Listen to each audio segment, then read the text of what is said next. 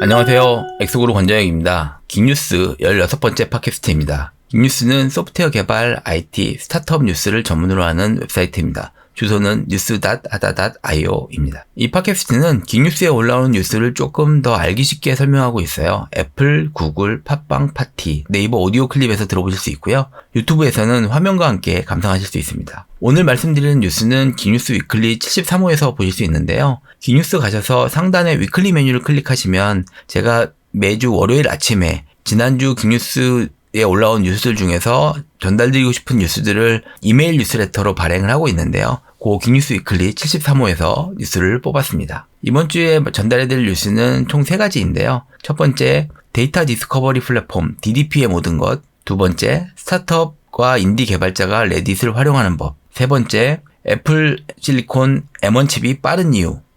그럼 이 뉴스 팟캐스트 시작하겠습니다. 첫 번째 뉴스는 데이터 디스커버리 플랫폼 DDP의 모든 것이라는 글인데요. 링크드인이나 리프트, 넷플릭스, 페이스북 이런 회사들이 규모가 커지고 하면서 다 DDP라는 걸 구축했어요. 최근 2, 3년간 특히나 더 이슈가 많이 됐습니다. DDP라는 것을 구축했는데 그러면 DDP가 뭐냐? 구축하고 나서 자신들이 만든 그 DDP들을 오픈소스로도 공개했거든요. 니모, 아문센, 데이터허브 이런 것들이 있는데 이런 DDP가 왜 필요하고 그게 어떤 일을 하는지 설명을 드리려고 합니다. DDP는 이름에서 보이듯이 데이터 디스커버리, 데이터를 찾는 플랫폼이라고 하잖아요. 우리가 데이터베이스 내에서 데이터를 질의할 때는 쿼리 해가지고 찾을 수 있는데 어떤 데이터가 어디 있는지, 조직이 커지면 데이터베이스도 여러 가지 DB가 있을 수 있고 그 DB 말고도 만들어진 리포트가 될 수도 있고 뷰가 생성될 수도 있고 하니까 그 수많은 데이터들 중에서 내가 원하는 데이터가 어디 있는가를 검색하는 플랫폼이 DDP가 되겠습니다. 조직 내에서 필요한 데이터가 어디 있는지 빠르게 검색하고 그 데이터가 어떤 건지 이해하고 이 데이터를 어떻게 사용할 수 있는지를 알게 도와주는 플랫폼이 DDP가 되겠습니다. 회사 내에서 데이터를 찾는데 주로 묻는 질문들이 이런 게 있어요. 간단히 생각해보면 누군가 와서 묻는 거예요.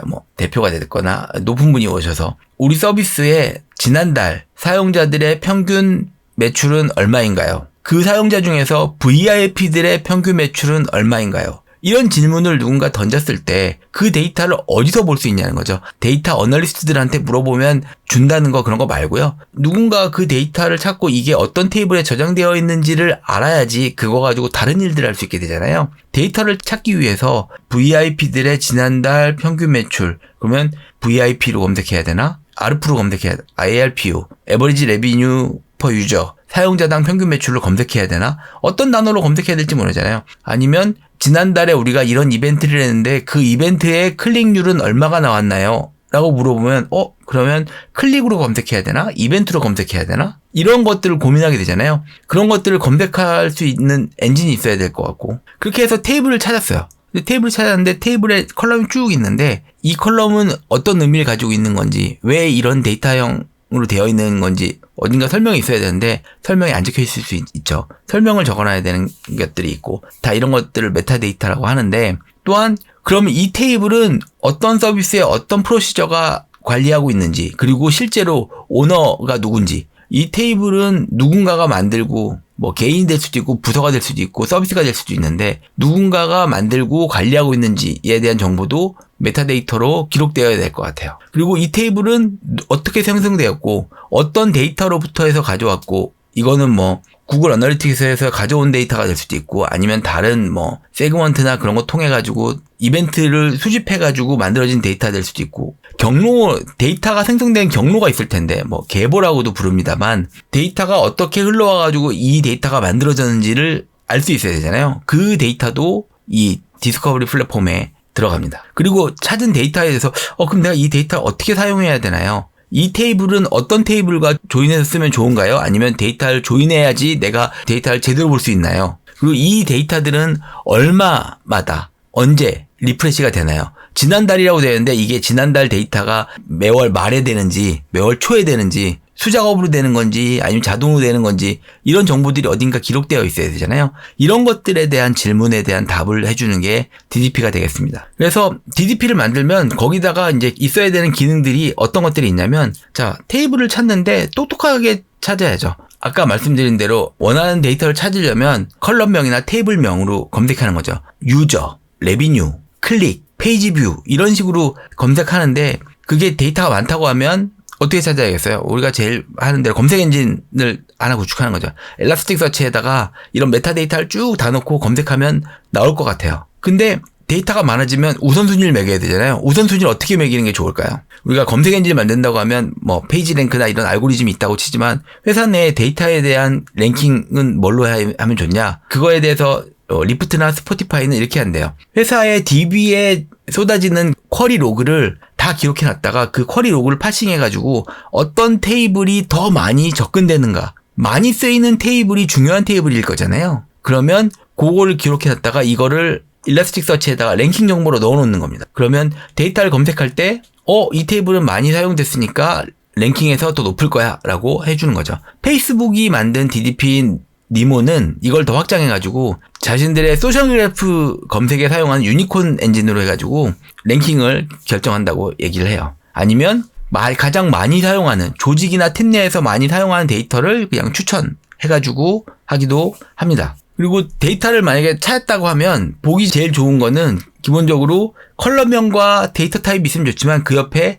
컬럼이나 테이블에 대한 데스크립션, 설명이 붙어 있으면 더 좋겠죠. 더 좋으려면 이 테이블엔 기본적으로 이런 데이터가 들어가요 해서 한 100줄 정도 쭉 해서 프리뷰로 보여주면 더 찾기가 좋을 것 같아요. 한번 테이블만 딱 보면 거기 프리뷰로 내가 뭐 셀렉트 별 프롬 테이블 이런 거 할 필요 없이 그냥 프리뷰로 딱 데이터 보여주면 더 좋은 거죠. 테이블에 대한 기본 통계 정보 있죠. 여기서 이 각 로우가 기본적으로 몇 줄 정도 되고 요 컬럼의 최대값, 최소값, 평균값 이런 것들을 보여주거나 아니면 유니크한 로우는 몇 개가 되는가. 날짜 컬럼이라고 하면 이 전체 데이터의 날짜는 몇 년 몇 월 며칠부터 몇 년 몇 월 며칠까지입니다 라고 하는 데이터의 전체 기간 범위를 보여준다던가 하면 테이블에 대한 정보를 쉽게 알 수 있게 되잖아요. 이런 것도 DDP가 제공해 줍니다. 그리고 테이블이 그냥 만들어진 데이터가 아니고 어떤 테이블로부터 해서 생성돼서 들어가는 데이터가 되는 수 있는데 테이블에 의존성이 있다라고 하면 어떤 테이블에서 가져와서 이 테이블을 처리하고 나서 다른 테이블로 또 옮겨집니다고 하는 그 데이터 계보를 보여주면 더 이해하기 쉬울 것 같습니다. 그렇게 찾게 된 데이터를 어떻게 하면 사용할 수 있냐? 가장 쉬운 방법은 이 테이블과 관계된 사람, 이 테이블은 누가 만들었냐라는 걸 딱 보여주는 거예요. 이 사람이 만든 서비스에서 이 테이블 씁니다라고 하면 사람만 알려줘도 사람한테 가서 물어볼 수 있잖아요. 이 테이블은 뭐 A님이 관리하시는 거예요 라고 하면 그 A님한테 가서 물어보면 되는 거니까 그 사람한테 가서 내가 이 데이터를 어떻게 쓰나요? 라고 있게 되는 거죠. 근데 사람만 지정하면 맨날 그 사람한테 가서 물어볼 수 있으니까 그거에 대한 메타데이터를 텍스트로 쭉 적어줄 수 있으면 훨씬 좋은 거죠. 이 테이블은 주로 어떤 테이블과 조인이 된다. 이 테이블에서 가장 많이 액세스되는 컬럼은 이런 거다. 이 테이블을 쿼리로 어떻게 쓰는지를 주로 쓰는 쿼리를 보여주면 이 테이블은 이런 데에서 이런 쿼리로 이용해서 쓰는구나 라는 걸 알 수 있게 되겠죠. 그래서 이런 내용들을 지원해 주는 게 DDP가 하는 일이에요. 아마 회사에서 어떤 데이터를 찾아보려고 하셨던 분들은 그래 이런 거 있으면 좋을 것 같아 라고 생각이 드실 것 같아요. 그래서 이것들을 각각 회사들이 만들어서 공개를 하고 있는데요. 링크드인은 데이터허브, 리프트는 아문센, 넷플릭스는 메타캣, 위워크는 마르케즈, 그리고 호토넉스, 하드브로 유명한 호토넉스는 아파치 아틀라스라고 하는 오픈소스를 아파치 재단의 일부로 만들고 있어요. 그래서 요 글은 이 5개의 그 오픈소스들을 비교해서 하고 있는데요. 제일 여기서 해볼 만한 거는 리프트의 아문센인 것 같아요. 2019년 10월에 공개가 됐는데 아까 말한 메타데이터 검색, 추천, 그리고 테이블의 미리 보기, 소유자 보기, 주 사용자들 보기 이런 것들을 다 제공하고 있고 데이터 계보도 지금 추가 예정이라고 얘기를 하고요. 이걸 사용하는 회사들이 좀 많아지다 보니까 훌륭한 커뮤니티도 있고 다양한 데이터 소스에서 가져오는 것도 지원을 합니다. 그거 외에 또 하나 보실 거는 아파치 아틀라스인 것 같아요. 제가 지금까지 말씀드렸던 기능들이 대부분 지원이 되고 굉장히 그리고 문서화도 잘 되어 있어서 회사 내에서 DDP를 도입하신다고 하면 요 리프트의 아문센과 호토넉스의 아파치 아틀라스를 보시면 좋을 것 같아요. 그 DDP의 모든 것 글의 댓글에 보면 국내에 베이글 코드가 이 아문센을 이용한 DDP 구축 사례를 자신들의 블로그에 적으신 글이 있어서 그것도 같이 참고하시면 좋을 것 같습니다.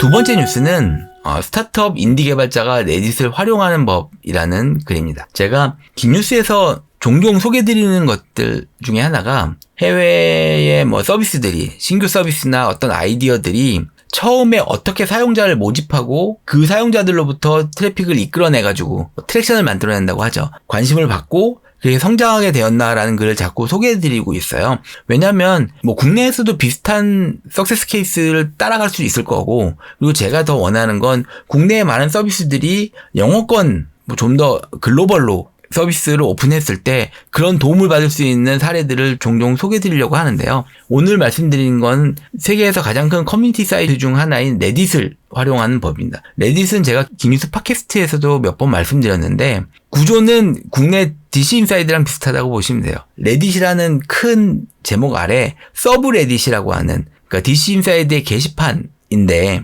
서브레딧이 쭉 있는데 그 서브레딧이 한 100만 개쯤 됩니다. 정말 다양한 주제들을 다 다루는 그 서브레딧이 있거든요. 그래서 요 레딧을 어떻게 활용할 수 있을까에 대한 글을 누군가 적었는데 이 사람은 3가지 용도로 쓴다 그래요. 첫 번째는 아이디어 검증. 그러니까 내가 스타트업을 시작한다고 했을 때 아이디어를 가지고 제일 먼저 뭐라고 하냐면 MVP, 미니멈 바이어블 프로덕트를 만들어 보라고 하잖아요. MVP를 만들기 전에 내가 아이디어가 있다고 하면 이 아이디어에 대한 검증을 받을 수 있는 환경이라는 거죠. 그래서 여기는 웹 개발자 서브레딧에다가 먼저 아이디어를 던져보는 거죠. 내가 이런 걸 만들려고 하는데 어때? 라고 던져보면 사람들이 그 서비스, 이런 서비스가 있어 라고 하고, 아니면 그 아이디어 괜찮다, 이런 피드백을 잘 준다는 거예요. 그래서 이런 아이디어 검증하는 용도로 쓸 수 있고, 두 번째는 서비스를 MVP를 제가 만들고 나면 제일 먼저 해야 될 게 뭐냐면 초기 사용자를 모집하는 겁니다. 초기 사용자, 처음 한 1000명의 사용자를 어떻게 모집하느냐가 그 서비스의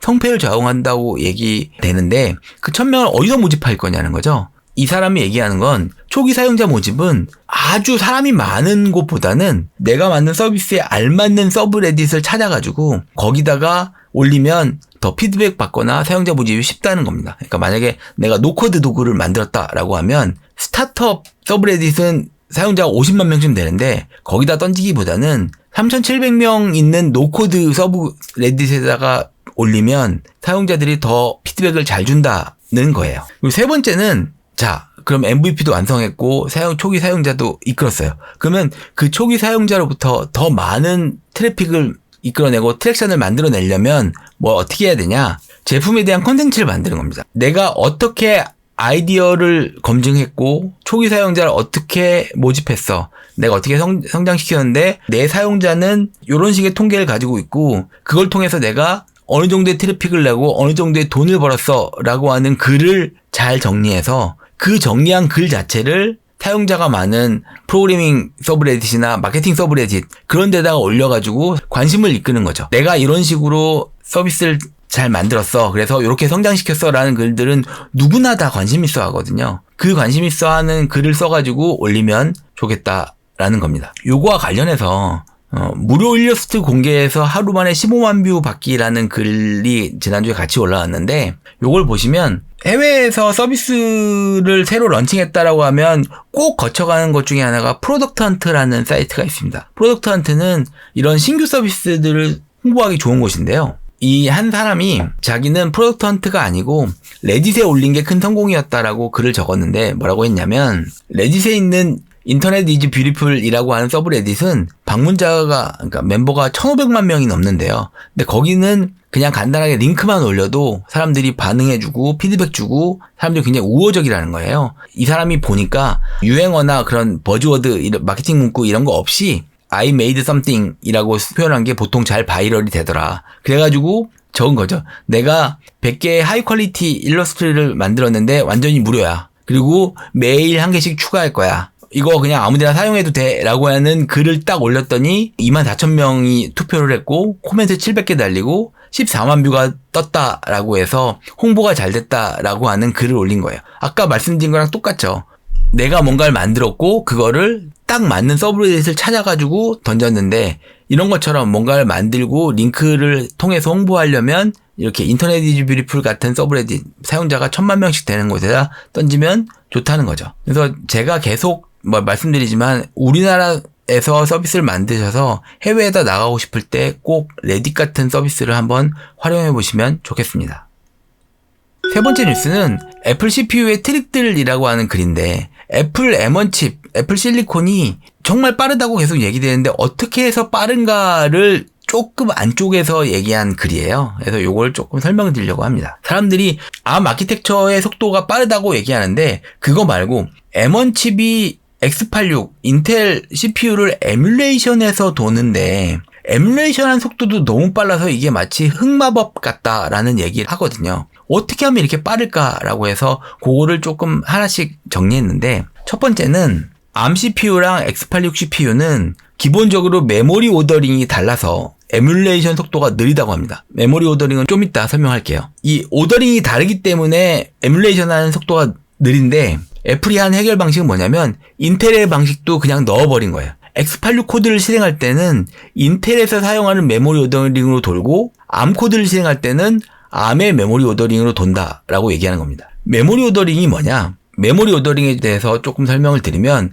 X86은 스트롱 메모리 모델이고요. ARM은 위크 메모리 모델이에요. 이 위크와 스트롱의 차이는 뭐냐면, 개발자가 소스 코드를 짜서 컴파일을 하면 컴파일러가 최적화하면서 이 C 코드는 이 기계어 코드, 머신 코드로 컴파일 되면서 이런 명령어 순서대로 하면 속도가 빨리 될 거야 라고 해서 컴파일러가 최적화하거든요. 컴파일러가 명령어들을 리오더링 합니다. 그러면 기계어 코드로 쭉 만들어졌잖아요. 기계어 코드로 만들어진 거를 이제 CPU가 실행하는데, 실행할 때 하드웨어, 아까 X86 CPU나 ARM CPU가 머신 코드를 실행할 때 메모리에 접근하는 코드들, 우리가 메모리에는 읽고 쓰고 하는 동작을 하는데, 그 메모리에 읽고 쓰고 하는 것들을 CPU가 하드웨어적으로 리오더링을 하는 거예요. 기계어로 특정 메모리나 특정 레지스터에다가 값을 넣어라 빼라 라고 하는 명령들이 있는데, 이게 멀티프로세서로 막 돌아가다 보면 그 순서들을 조정하면 속도가 빨라질 수 있는데, 그거를 좀 더 루즈하게 느슨하게 조정하게 해주는 게 ARM 모델이고, 가능하면 순서를 지켜서 하세요 라고 하는 게 스트롱한 X86의 모델입니다. X86이 아예 그 오더링이 불가능한 건 아니고 약간의 메모리 오더링을 하긴 하는데, ARM은 훨씬 제너럴하게 다양한 부분들의 코드들을 리오더링 할 수 있어요. 그래서 ARM이 하면서 실행에 최적화되어 있고, 특히나 멀티코어 프로세서가 요 리오더링이 되면 성능이 좋다라고 얘기를 하고 있어요. 그래서 ARM칩이 빠른 이유 중에 하나는, ARM칩이 요즘 상황에서 더 빨라지는 이유 중에 하나는 이 리오더링 때문이라는 얘기도 하거든요. 근데 지금 ARM M1 칩이 X86을 에뮬레이션 하면서 빠른 것 중에 하나는 메모리 리오더링이 ARM 쪽에 되게 빨랐는데, 이거를 X86 에뮬레이션 하다 보니까 힘들어졌는데, 아예 X86의 그 스트롱한 메모리 모델 자체를 M1 칩이 지원한다는 거예요. 그래서 할 때는 저기는 가능하면 스트롱하게 돌아가고, ARM 쪽 지원할 때는 위크한 형태로 돌아간다라는 게 M1 칩이 X86을 빨리 실행하는 장점 중에 하나다라는 거가 있고, 그리고 또 하나는 애플 CPU가 자바스크립트 최적화된 명령어를 추가했다고 얘기하는데, 요거는 애플이 한 건 아니고요. ARM 버전 8.3A 칩 이후에는 자바스크립트 전용 명령어가 따로 있어요. 자바스크립트는 숫자를 배정 밀도, 더블 프리시전 실수형으로 처리하는데, 비트 연산하려면 정수가 돼야 되잖아요. 그래서 항상 정수를 배서 전환을 해야 되거든요. 근데 이거를 그냥 한 번에 해주는 명령어가 따로 있는 거예요. 요거 함수 하나만으로 자바스크립트 처리 속도가 2% 정도 증가한다고 얘기를 합니다. 거기다가 명령어를 실행하기 위해서 명령어를 캐시하는 에런 캐시를 크기를 키워가지고 캐시 히트율도 높이고, 그리고 자바스크립트가 더 빠르게 돌아가면서도 배터리를 적게 쓰게 만들었다라고 얘기를 합니다. 그리고 하나는 예전 맥북 에어, 인텔 맥북 에어의 경우는 그 CPU가 3.8기가짜리가 들어가 있는데, 빠르게 돌 때는 3.8기가로 돌고 느린 모드로 가면 1.2기가로 클럭 속도를 늦춰가지고 전력을 아껴요. 근데 인텔이 원래 CPU를 설계할 때 이 다운클럭에서 실행되도록 설계한 게 아니고, 이거는 혹시나 전력을 아끼기 위해서 다운클럭해서 하세요 라고 했단 말이에요. 그러니까 CPU의 성능을 다 발휘 못하지만 전력만 아끼면서 성능을 확 줄였는데, 애플은 다른 방식으로 한 거죠. 아예 성능용 코어, 파이어스톰 코어가 4개 있고 효율용 코어, 아이스스톰 코어가 4개 있어서 저전력 모드에서는 아이스스톰 효율 프로세서만으로 동작하는데 컴파일 같은 작업을 해서 진짜 CPU를 다 써야 된다고 할 때는 그 성능 코어랑 효율 코어, 파이어스톰, 아이스스톰을 다 써가지고 속도를 빠르게 만들었다라고 얘기해요. 그러니까 싱글 코어 자체만으로도 인텔 칩보다 빠르게 만들었는데 그거를 다 활용하게 하니까 전체적으로 빠르다라고 얘기를 합니다. 그리고 마지막으로 애플 CPU는 레퍼런스 카운팅을 한다고 얘기를 하는데 요 글에서는 설명이 잘 안 됐었는데 다른 사람이 그거에 대해서 리플라이를 달았는데 뭐라고 했냐면 애플 개발할 때 가장 기본 개체인 NS 오브젝트, 넥스트 스텝 오브젝트죠 원래. NS 오브젝트를 소유권을 가져오는 리테인 그리고 소유권을 해제하는 릴리즈, 리테인 릴리즈하는 속도 자체가 5배 빠르대요. 그러니까 인텔 맥에서 단순한 NS 오브젝트를 리테인하고 릴리즈하는 게 30ms 정도 걸린다고 하면 M1에서는 요 리테인 릴리즈하는 게 6ms 정도 걸린다고 합니다. 훨씬 빠르다는 거예요. 그러니까 레퍼런스 카운팅하는 명령 자체가 메모리 오더링 구조 차이 때문에라도 더 빠르게 동작한다고 하는 거죠. 그러니까 이거는 이 글에서는 가비지 컬렉션 대신 레퍼런스 카운팅이라서 빠르다라고 하는데 그거라기보다는 레퍼런스 카운팅 자체가 M1 칩에서 훨씬 빠르게 동작하는 거예요. 그래서 기존의 X86에서 스위프트 코드든 오브젝티브 C 코드가 레퍼런스 카운팅 하던 것보다 M1 칩이 빠르기 때문에 전체적으로 애플 CPU가 빠르다라고 보시면 되겠습니다. 그래서 M1 칩에 대해서 그러니까 뭐 애플이 다 공개한 게 아니기 때문에 사람들이 계속 파고 하면서 조금씩 내용이 공개되고 있는데요. 아, 이렇게 해서 빠르구나라는 사실이 공개되는 것 같아요. 애플의 이 CPU는 파면 팔수록 재미난 것 같습니다. 오늘 뉴스는 여기까지고요. 좋아요와 구독 부탁드립니다. 다음 시간에 뵙겠습니다. 고맙습니다.